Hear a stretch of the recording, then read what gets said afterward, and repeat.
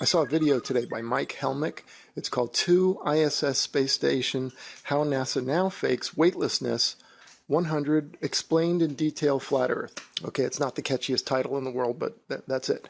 Anyway, this video, if you want to see how they are more than likely faking the ISS, passing the microphone and playing with a ball and water and all that stuff, you got to see this stuff that he's got up in this video. It's awesome. But as I'm watching it, I see this part where it talks about holograms, and it says that they can now wear holograms. And then it hit me, the significance of that. The ISS could be a hologram worn by a U-2 spy plane or some kind of spy plane.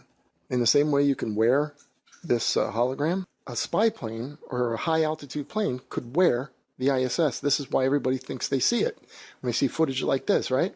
This is one that I made right here. I just attached it to a U-2 spy plane so you can get the idea. They shoot this from the ground, and all you see is the hologram, and you don't see the airplane. A lot of people used to say, oh, it's a hologram, and I used to be like, well, what are they, projecting it into the sky?